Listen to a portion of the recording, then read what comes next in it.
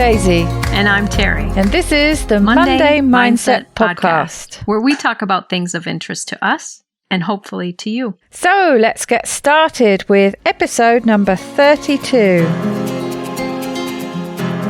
This week we thought we'd do something a little bit different. We're actually recording just before Christmas, but this episode will be coming out squarely between Christmas and New Year.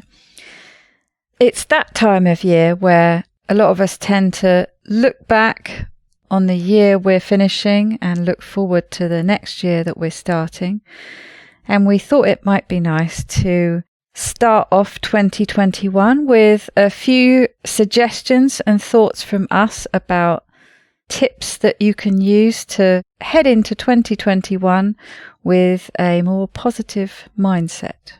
So Daisy, one of the things I was thinking about as we talked about doing this is I wrote down a few things. I think you wrote down a few things.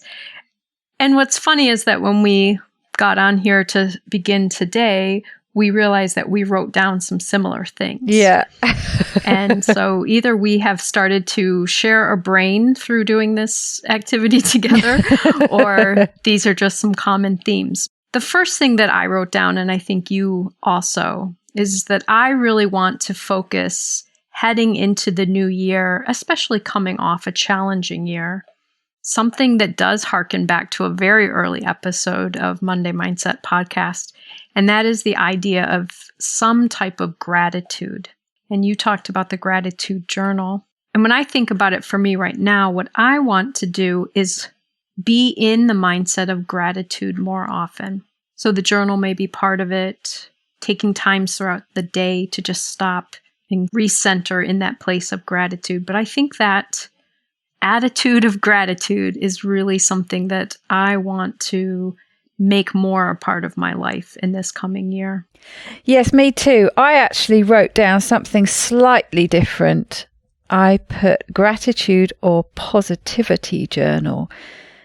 Because the thing that came up for me was one when I redid the exercise of thinking of 3 things I was grateful for that day. It didn't have as much impact for me as it did the first time. And speaking to different people who were inspired to do a similar thing or were already in the process of doing some kind of journal already, what I really loved to hear about were the different questions that you could think to ask yourself. And you know me, with my rebel tendency, I always like to come up with my own thing. I don't like to be told what to do, how to do something in a particular way. So I think what would be nice is for, if people do think this might be a good idea, is to come up with some new and interesting questions. So it could be the typical, what am I grateful for today? But other questions you could ask might be things like, what did I learn today? What did I learn about myself today? What made me smile? What feels hopeful in something that happened today?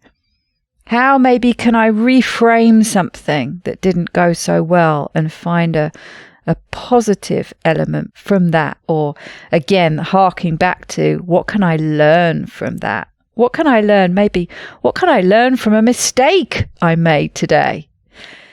And maybe think about things in the other direction. What did I do to make somebody else smile today?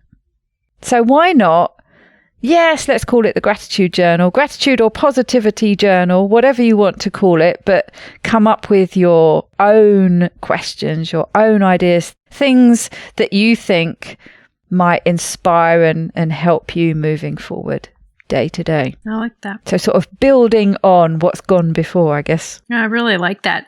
And I was smiling as you started that, because the second thing I wrote down, my list is a little less detailed than yours, but the second thing I wrote down is just the keyword to me, positive. Because in the last couple of months, some of the episodes that you and I have done, and I've been looking again at the books Atomic Habits by James Clear and Tiny Habits by BJ Fogg. And both of them highlight the power of positive reinforcement, if we're working on changing habits or behaviors, that to do a little positive reinforcement in the moment. They kind of refer to this as kind of celebrating. And so even the small steps rather than the big steps. And you and I have talked about this in several different episodes, and the most recent one with Rick Hansen and his son Forrest, talking about spending more time in that place of positivity. And I think, although I know this cognitively, it is not always easy for me to do. And so as I look toward where I want to be, where I want my energy to be this year, I want to be more mindful about hanging out in those positive moments, highlighting them for myself.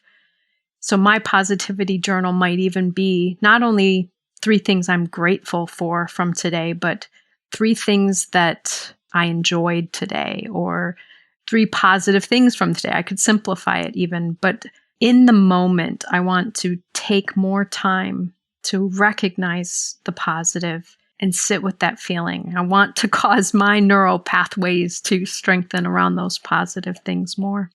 And you mentioned atomic habits and small steps. Is it small steps? Tiny steps? Tiny habits. Tiny habits. Get there in the end.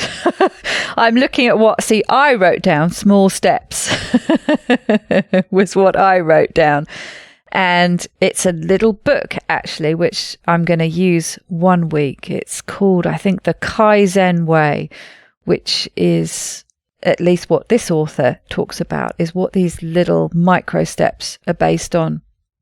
But it just made me think, I think especially this time of year, it's that time of year where a lot of people make New Year's resolutions. As a rebel and a questioner, I'm not a big fan of New Year's resolutions. They're for upholders and obligers. They're the people who do well with those. But the thing that I was thinking about when it got into my mind, thinking about this time of year, New Year's resolutions, how a lot of people tend to see the new year as a fresh start and a time to make these big resolutions. And often they are big.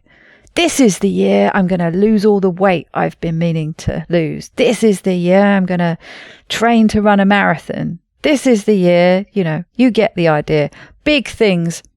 And I'm definitely somebody who tends to look a bit too much at the big picture when I should look at the smaller steps. This is more I'm talking about when I start to worry about things. Things become overwhelming. I think about all the things I need to do, and what I tend to do is get none of them done because I just shut down and have to switch my brain off, because it's my brain that's going on and on and on about this massive to-do list.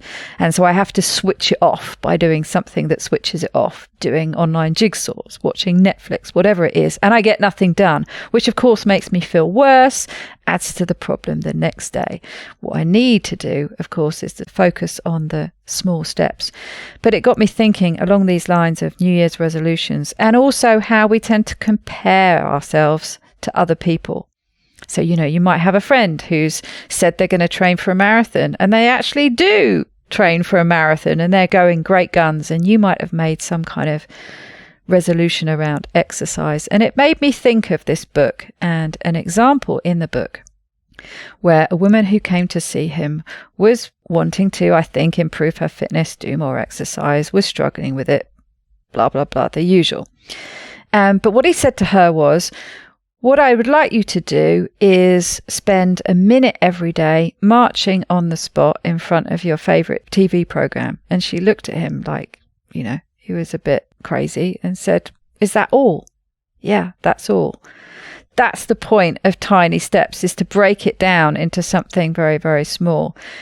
But the other thing that got me thinking of was, don't compare your commitment to making some kind of tiny step towards a goal with other people. So maybe your overall goal might be to improve your fitness in 2021.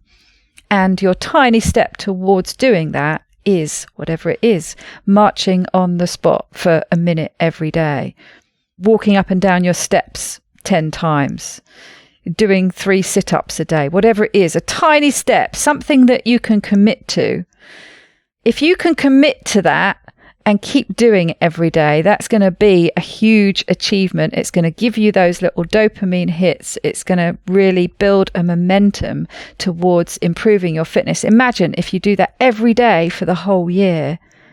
That's going to be incredible. But don't be comparing yourself to somebody else who's set a bigger goal and might look like they're achieving it. And don't look at yourself as underachieving in comparison. I think another piece of that that's important is for so many of us, as much as we want to be individuals, as humans, we also copy other behavior. And so oftentimes we hear someone else is doing something, and so we decide that's what we should do. And I think when you were talking about not comparing yourself, to me, it also stands out. If something a friend or someone else is doing inspires you, maybe pay attention to what does it inspire you to do versus you don't have to do the same thing. Maybe take that kind of inspiration that you get from watching someone else identify their goal and start taking steps to allowing yourself to identify your goal rather than you have to now do the same type of thing. So Daisy, if you tell me you're going to train for a marathon this year, I am not going to mirror you and train for a marathon. But don't worry, Terri, I am not going to train for a marathon this year. But I can get some energy from your enthusiasm about your goals. And I think that could be important. I also wrote on my list, I wrote out no huge resolution. And I've always been someone who really disliked New Year's resolutions. Me too. It's similar to me, though, that feeling I have about not liking a to-do list. Because I don't often follow through with it, of course, then it just becomes really discouraging. It feels like another thing. I don't like to use this word, but I think people understand when you say it becomes another feeling of failure. I said I'm going to do this great big thing this year, and I didn't do it. Yeah, for this time next year. Right. But I think it's important that the way I'm trying to look at it is this is a good time to reflect on where I am right now and where I'd like to be when I check back in next year. Because I think this is a natural time to check in with yourself and reflect. I think that's a good evaluative process that we do. But rather than like with shame and blame versus to say, where am I now? And where do I want to see myself and experience being in a year from now? What things feel important enough to me? So like you said, if it's a health goal, if it's a fitness goal, if it's a sleep goal, if it's a relational goal or educational goal or a career goal or whatever it is. And for me, my focus this year is a little less on outwardly measurable goals and more on my own inner world, how I want to feel, how I want to experience things, positive things and difficult things. So again, thinking about our goals or our focus of what we want to work on this year doesn't have to be something big, measurable. It can be a very internal process as well. That's interesting because that made me think about talking just then about the big picture and it feeling overwhelming and looking at the small steps. I can remember thinking about that almost in the reverse in a beneficial way. When I was on my weight loss journey, when I had a significant amount of weight to lose and would get very frustrated with periods of time where I wasn't losing, what people would call a stall, what I would call taking a bit of a breather now, or a period of maintenance. Certainly at the time, it was the dreaded stall. And I can remember having a chat with myself and saying, these things take time.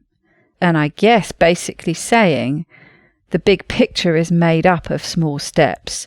But what I would look at then is the opposite, is the big picture and think exactly what you just said just then about where do I want to be in a year's time. I would think to myself, okay, I'm doing the right things. all I need to do is keep plodding along, doggedly doing the same things because they are working, even if they're working slowly. And I need to forget about the weight loss per week, per month, and think about if you keep doing what you're doing now, when you look back in a year's time, you're going to be that much further towards your goal than you are at this point. And I just kept reminding myself of that. And sure enough, when I look back in a year's time, not saying I got to where I wanted to get, because actually that wasn't the goal. It was just to be further forwards. Mm-hmm. Because a year's a long time and there's a lot you can achieve in that. If you just keep taking those little steps forward, you will be able to look back and have got that bit closer to where you want to be. Absolutely. So I need to think about, like you were saying, those different parts of your life. It's inspired me to think about, what is that thing that I can take small steps towards that is a bigger picture goal that I can look back in a year's time and be that bit closer to it than I am now. It's interesting that you say that, Daisy, because one of the things I'm aware of is, for me, I can do what you described earlier, as I can get really focused on something, a big task or something I need to accomplish, and feel really stressed out, and then have to do something to really shut my mind off, as you said. So for me, that would be listening to podcasts or watching Netflix. And what I realize is I go too much in cycles of completely on or completely off. And so you and I have talked a little bit about one of my recent things that I've found that I enjoy is listening to a podcast. And what I recognized the other day is they have about, I think, 500 episodes. And so I can very easily spend so much time listening and lose track of what's actually important to me that I want to be accomplishing. And so another piece for me heading into the new year, kind of like what you were just describing with your weight loss journey, is I don't have to do anything big scale right away, but I want to work on just moderating my time differently, structuring my life in a way that achieves both that shut off time, so that downtime, but also allows me productivity time. And I think that's something that I have struggled with. I'm either on or off. And I am looking for this year to be, to develop my habits more of structuring my life to achieve the things I want, while also taking time to relax and enjoy moments as well. It's hard, though, when you're listening to My Favorite Murder. I mean, how can you not just listen to that for hours?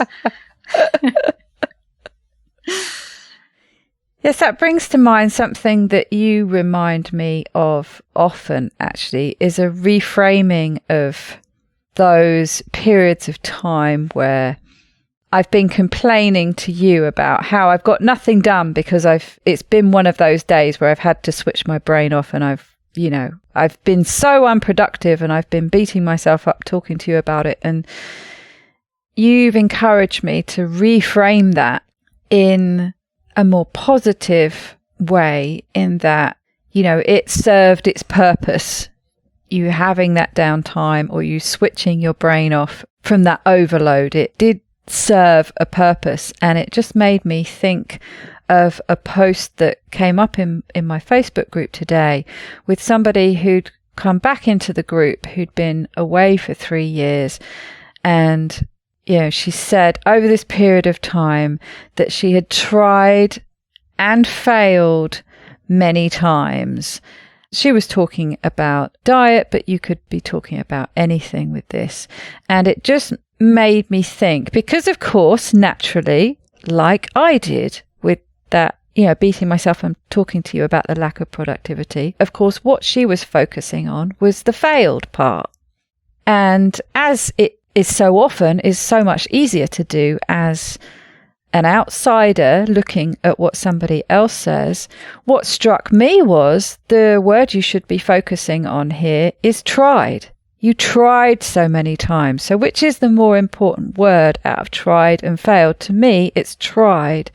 And that shows that you're somebody who's very determined. You have determination to succeed. You have determination to reach these goals you set. You just haven't figured out the best way to do that yet. I put it in terms of a jigsaw puzzle.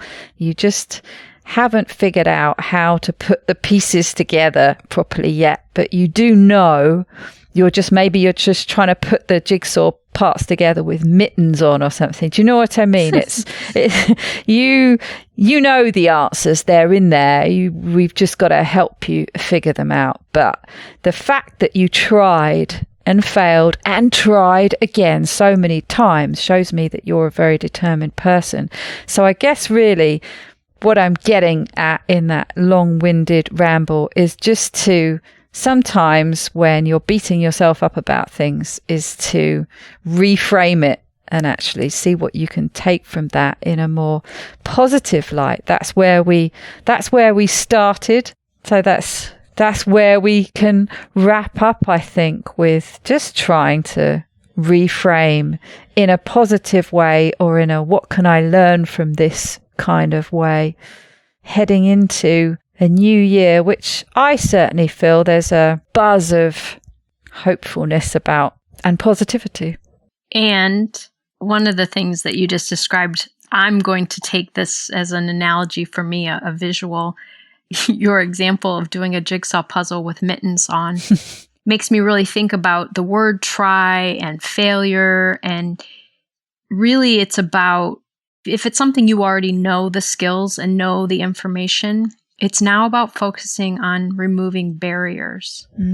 So if I want to lose weight and let's say sugar is a barrier for me, how can I remove sugar from my daily environment? How can I take off those mittens so that I can do this jigsaw puzzle? Because I know how to do it. I like that analogy of going back to, again, where we began and how to focus on the positive and remove barriers to help us achieve the positive things that we want. Well, Terri, you've certainly helped make 2020 a much better year than it started. It didn't start well for me at all, and you've really helped me with that. So I'd just like to say thank you very much for your friendship. Thank you very much for agreeing to do this podcast with me. It's been very helpful in my own journey, and I wish you all the very best and positive things for 2021, as well as you at home who are listening right now. Happy 2021. Thanks, Daisy. And I feel the same. Your friendship has meant a great deal to me this year. And although you had to twist my arm a little bit to do this podcast, this has been a great experience for me and has helped keep me focused on things that I want to be bringing into my life and things that I want to be having less of in my life as far as habits and things. So this has been great for me in so many ways. So thank you. And I hope all of our listeners are enjoying themselves right now and looking toward ways that they can make this new year what they want it to be, regardless of what's going on externally. Take good care, everybody. Take good care.